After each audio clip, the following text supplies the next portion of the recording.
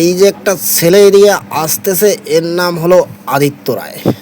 কিন্তু এ আবার হঠাৎ একটা 200 টাকার নোট হাত দিয়ে হাঁকাতে হাঁকাতে চলে যাচ্ছে। তার কারণ হলো ও বাজারে যাবে চিকেন আনতে। তো কয়েকদিন ধরে ও চিকেন খাওয়া হচ্ছে না, কিন্তু বাজারে গিয়ে ঝটপট ও আধা কেজি চিকেন 100 টাকা দিয়ে নিয়ে এসে মাঠ দিয়ে হেঁটে হেঁটে চলে যাচ্ছে। কিন্তু আর ওইদিকে মেয়েটা একটু মাঝে মাঝেই লাফাচ্ছে আর ড্যান্স করতেছে। কারণ হলো সে 4-5 দিন ধরে চিকেন পায়নি, আজকে ও দুপুরে মজাদার করে খাওয়া হবে, তাই ও খুব খুশি। কিন্তু আমাদেরকে ওর মা আবার বলছিল মশলা নিয়ে যেতে, তাই আমরা ঝটপট ওর অবিনাশ দাদার কাছ থেকে চলে গেলাম দোকানে।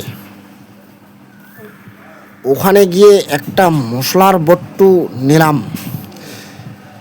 আর দেখলাম এদিকে পেঁয়াজ আছে কিনা। তো আমাদের ভাগ্যটা খারাপ হয়ে গেল, পেঁয়াজের পুটলিগুলো একদম ফাঁকা, তাই পেঁয়াজ এখানে নেওয়া হলো না। পরবর্তীতে এদিকের দোকানটাতে ওর বড় ঠাকুরদাদার কাছ থেকে ঝাঁচকচকে লাল 40 টাকা কেজির দরে 1 কেজি পেঁয়াজ নিয়ে নিলাম। তো পেঁয়াজটা এখন নিয়ে এখন চলে আসলাম, আর মেয়েটা অপেক্ষা করে আছে পেঁয়াজটা হাতে নেওয়ার জন্য।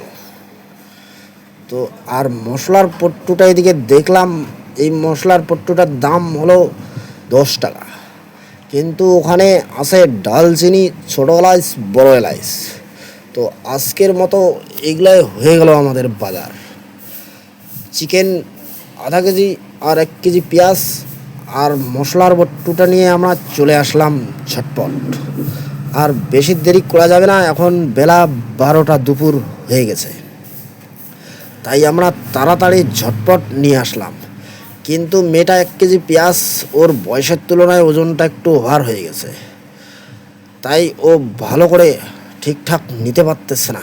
কিন্তু আমি বললাম যে একটু কষ্ট করলে তো ভালো মন্দ খেতে হবে, তার জন্য তো একটু কষ্ট করতেই হবে।